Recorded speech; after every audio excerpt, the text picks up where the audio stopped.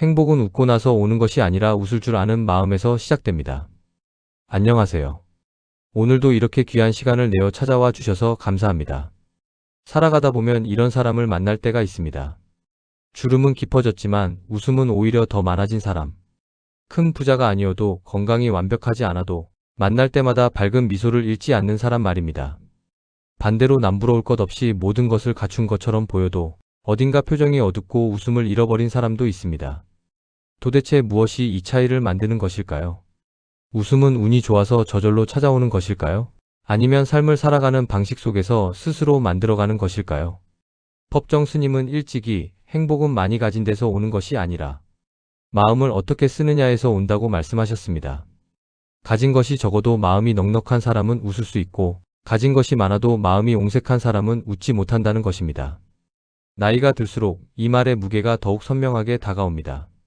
실제로 노년기의 행복도를 살펴본 여러 연구를 보면 경제적 여유나 건강 상태보다도 감사하는 마음, 내려놓는 태도와 같은 심리적 요인이 행복도에 더 큰 영향을 미친다고 합니다.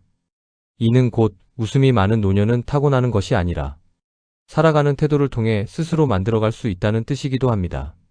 젊을 때는 성공하면 웃을 수 있을 거라 생각했습니다. 돈을 많이 벌면, 좋은 집에 살면, 자식이 잘 되면 저절로 웃음이 찾아올 거라 믿었습니다. 하지만 인생을 오래 살아보니 그것은 순서가 틀렸다는 것을 알게 됩니다. 웃음은 조건이 갖춰진 뒤에 오는 결과가 아니라 먼저 웃을 줄 아는 마음을 가진 사람에게 따라오는 선물입니다. 여러분 주변에도 나이가 들수록 오히려 표정이 밝아지고 말투가 부드러워지는 어르신이 계실 것입니다. 그런 분들을 가만히 들여다보면 몇 가지 공통된 삶의 태도를 발견할 수 있습니다. 오늘은 늙어서도 웃음이 많아지는 사람들의 공통점 7가지를 함께 이야기해 보려 합니다. 이야기를 듣는 동안 여러분 자신의 삶을 한번 돌아봐 주시기 바랍니다. 그리고 스스로에게 이렇게 물어보시기 바랍니다. 나는 오늘 진심으로 웃은 적이 있는가? 이 질문을 마음에 담아두신 채 함께 이야기를 시작해 보겠습니다. 첫 번째, 작은 일에도 감사할 줄 안다는 것입니다. 충북 청주에 사는 76의 한 어르신은 매일 아침 눈을 뜨면 가장 먼저 이렇게 말한다고 합니다. 오늘도 눈을 뜨게 해주셔서 감사합니다. 그는 몇 해 전 큰 수술을 받고 나서야 평범하게 아침을 맞이하는 하루가 결코 당연한 일이 아니라는 것을 깨달았다고 했습니다. 수술 이후로 그는 밥 한 그릇을 먹을 때도 햇볕을 쬐며 걷는 순간에도 감사하는 마음을 갖게 되었고 그 마음이 표정에 그대로 드러나기 시작했습니다. 심리학에서는 감사하는 습관이 뇌의 보상 회로를 자극하여 작은 일에서도 긍정적인 감정을 더 쉽게 느끼게 만든다고 설명합니다. 감사는 단순한 예의가 아니라 내가 행복을 감지하는 방식 자체를 바꾸어 놓는 것입니다. 반대로 당연하게 여기는 마음이 많아질수록 사람은 더 많이 가져도 만족하지 못하고 웃음도 점점 줄어들게 됩니다. 노자는 도덕경에서 족함을 아는 자가 진정한 부자라고 하였습니다. 가진 것에 많고 적음이 아니라 지금 가진 것에 만족할 줄 아는 마음이 진짜 풍요를 결정한다는 뜻입니다. 그 어르신은 이렇게 말했습니다. 예전에는 더 많이 가져야 행복한 줄 알았습니다. 이제는 압니다. 지금 이만큼도 충분히 감사한 일이라는 것을요. 감사하는 습관은 단순히 기분을 좋게 만드는 데서 그치지 않습니다.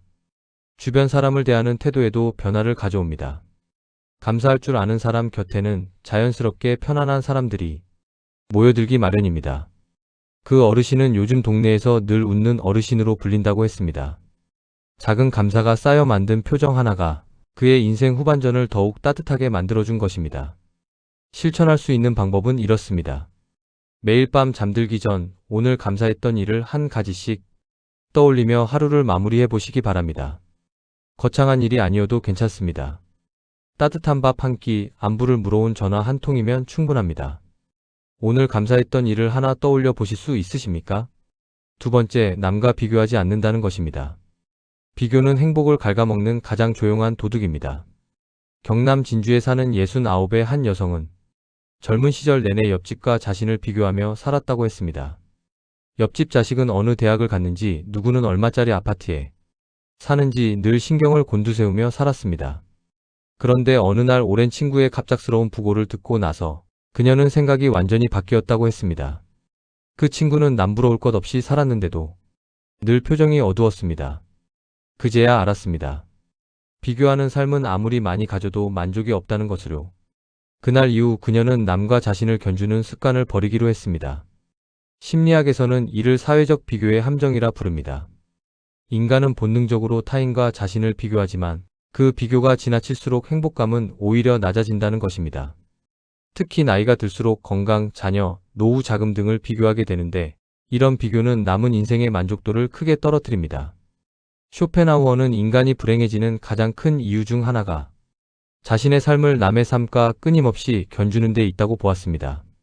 그는 진정한 행복은 타인의 시선이나 처지와 무관하게 자기 내면에서 스스로 만들어가는 것이라 말했습니다. 비교를 멈춘 순간부터 그녀의 얼굴에는 여유로운 미소가 자리 잡기 시작했다고 합니다. 비교하지 않는 태도는 관계 전체에도 변화를 가져옵니다. 더 이상 남을 견주는 시선으로 바라보지 않으니 주변 사람들과의 관계도 한결 편안해졌다고 합니다. 그녀는 이렇게 말했습니다. 비교를 멈추니 신기하게도 내 곁의 사람들이 더 소중하게 느껴지기 시작했습니다. 그들의 행복을 진심으로 축복할 수 있게 되었으니까요. 비슷한 사례는 주변에서도 어렵지 않게 찾을 수 있습니다. 같은 동네에 사는 또 다른 어르신은 늘 자신보다 형편이 어려운 이웃을 먼저 살피며 지금 가진 것에 만족하는 습관을 들였다고 합니다. 그는 이렇게 말했습니다. 남을 올려다보면 부족함만 보이지만 내가 가진 것을 살피면 감사함이 보입니다. 실천할 수 있는 방법은 이렇습니다. 누군가와 자신을 비교하고 싶어지는 순간 나는 나만의 속도로 잘 살아왔다고 되뇌어 보시기 바랍니다. 여러분은 요즘 누군가와 자신을 비교하며 마음을 상하게 하고 있지는 않으십니까? 세 번째, 지나간 일을 오래 붙잡지 않는다는 것입니다. 인생을 오래 살다 보면 후회할 일도 원망할 사람도 한둘이 아니게 됩니다. 경기도 여주에 사는 72의 한 어르신은 젊은 시절 형제와 재산 문제로 크게 다툰 뒤 20년 가까이 연을 끊고 지냈습니다. 그 세월 동안 그는 그 형제 이야기만 나오면 얼굴이 굳고 말수가 줄었다고 했습니다. 그러다 몇 해 전 형제가 큰 병을 앓는다는 소식을 듣고 병문안을 갔던 그는 야윈 형제의 얼굴을 보는 순간 그동안 붙잡고 있던 원망이 부질없었다는 것을 깨달았습니다. 화해하고 나서야 알았습니다. 미워하는 마음을 품고 사는 동안 정작 상처받은 건 상대가 아니라 제 자신이었다는 것을요. 심리학에서는 오래된 원망과 후회를 놓지 못하는 것을 반추라고 부르며 이는 우울감과 스트레스를 지속적으로 유발한다고 설명합니다. 내려놓지 못한 감정은 현재의 삶까지 잠식해버립니다. 법정 스님은 무소유를 이야기하며 집착을 내려놓을 때 비로소 마음이 자유로워진다고 하셨습니다. 그것은 물건뿐 아니라 오래된 감정에도 해당하는 이야기입니다. 원망과 미련을 붙잡고 있는 마음의 무게를 내려놓을 때 우리는 비로소 다시 웃을 수 있는 자리를 되찾게 됩니다. 오래된 감정을 내려놓는 일은 단번에 이루어지지 않습니다. 하지만 조금씩 내려놓는 연습을 반복할수록 마음의 무게는 눈에 띄게 가벼워집니다. 그 어르신은 형제와 화해한 뒤로 표정이 눈에 띄게 밝아졌다는 이야기를 자주 듣는다고 했습니다. 붙잡고 있던 원망을 내려놓은 자리에 오랜만에 다시 웃음이 스며든 것입니다. 실천할 수 있는 방법은 이렇습니다. 오랫동안 마음에 담아둔 서운함이나 후회가 있다면 종이에 적어보고 그 종이를 조용히 접어보시기 바랍니다. 마음속에서 그 감정을 조금씩 내려놓는 연습이 될 것입니다. 여러분의 마음속에는 아직도 놓지 못한 원망이나 후회가 남아있지 않으십니까?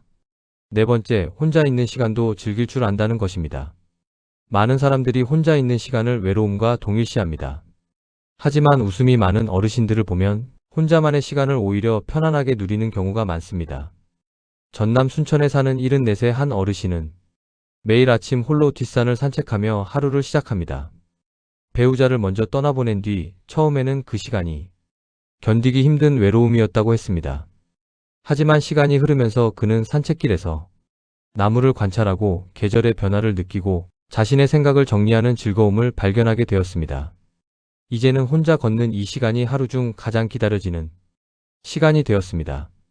누구의 눈치도 보지 않고 온전히 저 자신으로 있을 수 있으니까요.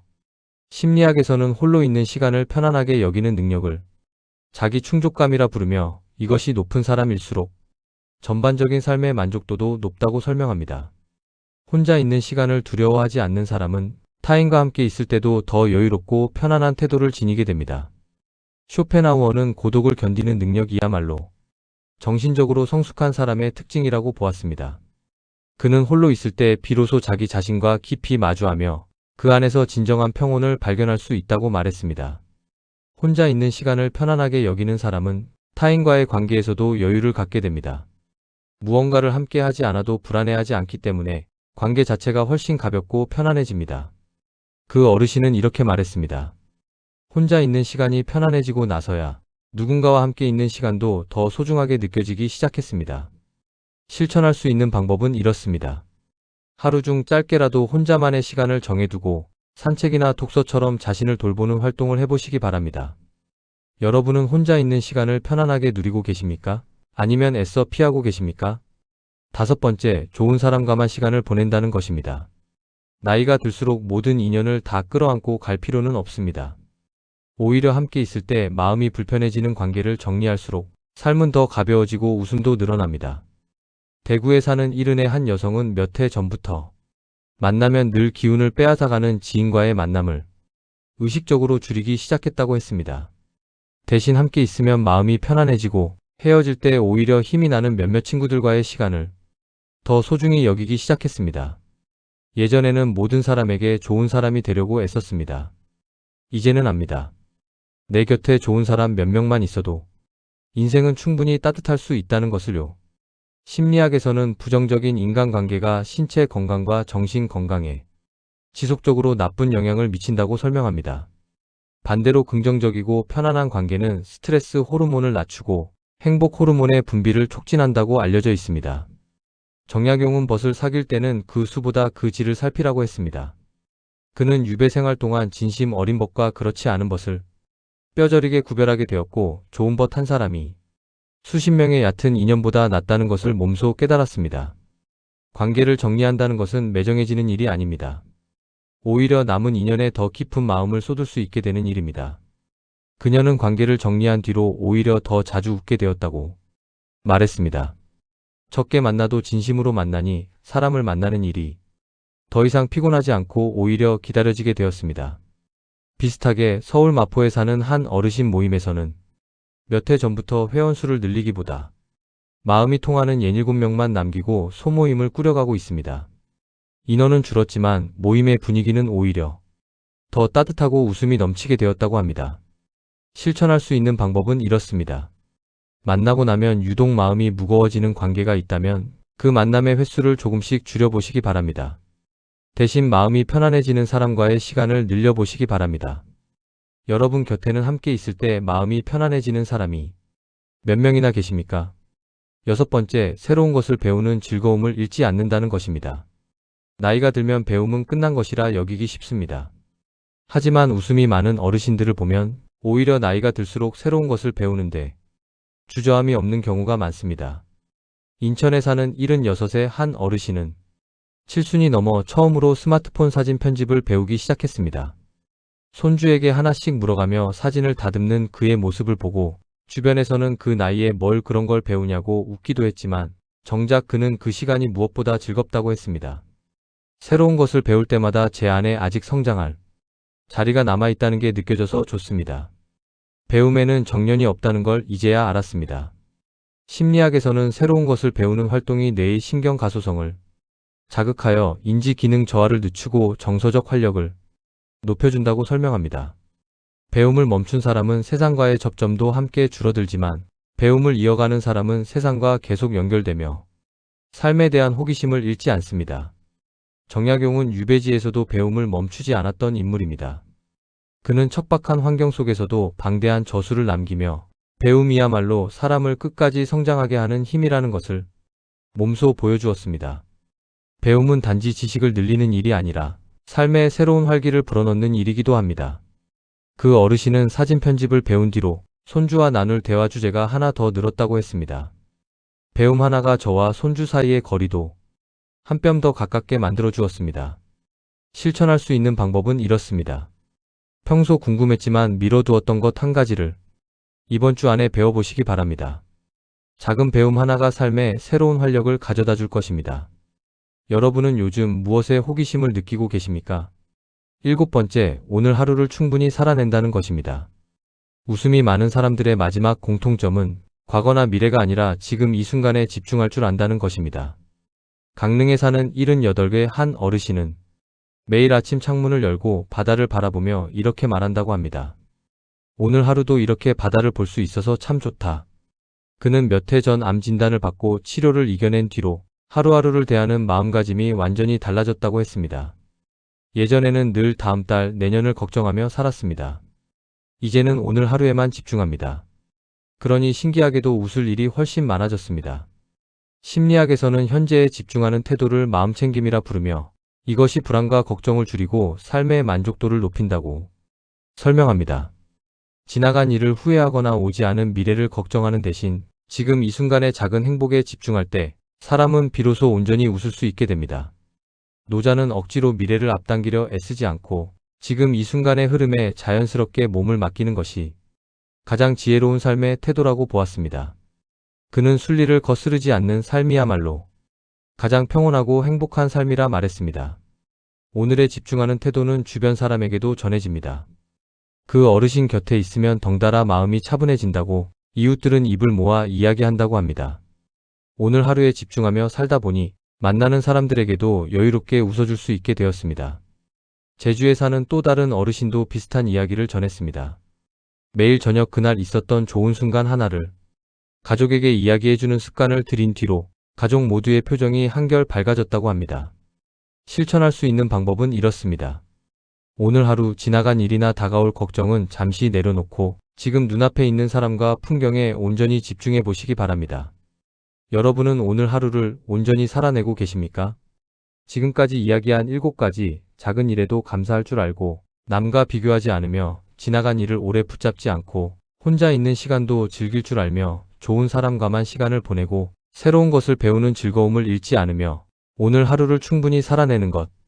이 7가지 모두를 처음부터 완벽하게 갖춘 사람은 없습니다. 이 가운데 유독 마음에 걸리는 항목이 있으셨다면 그것이 바로 지금 여러분의 삶에서 가장 먼저 돌보아야 할 부분일지도 모릅니다. 하지만 이 가운데 하나씩 삶에 옮겨놓다 보면 여러분의 얼굴에도 조금씩 편안한 미소가 늘어갈 것입니다. 웃음은 젊은 사람만의 특권이 아닙니다. 오히려 인생을 오래 살아본 사람이 더 깊고 따뜻하게 웃을 수 있습니다. 감사할 줄 알고 내려놓을 줄 알고 오늘을 사랑할 줄 아는 사람은 나이가 들수록 웃음이 더 많아집니다. 웃음은 세월을 거스르는 힘이 아니라 세월을 아름답게 받아들이는 지혜입니다. 나이가 든다는 것은 잃어가는 과정이 아니라 무엇이 진짜 소중한지를 걸러내는 과정이기도 합니다. 그 걸러냄의 끝에 남는 것이 감사와 여유 그리고 웃음입니다. 법정 스님은 삶을 무겁게 채우기보다 비우는 만큼 더 많은 것을 담을 수 있다고 하셨습니다. 욕심과 원망을 비운 자리에는 자연스럽게 웃음과 평온이 스며듭니다. 웃음이 많은 사람들을 자세히 들여다보면 특별한 행운이 아니라 특별한 삶의 태도를 가지고 있다는 것을 알 수 있습니다. 그 태도는 하루아침에 만들어지지 않지만 오늘부터 조금씩 쌓아갈 수 있는 것이기도 합니다. 오늘 이야기를 삶 속에서 실천하기 위한 작은 습관을 3가지 제안드리고 싶습니다. 첫째, 매일 밤 감사했던 일 1가지를 떠올려 보시기 바랍니다.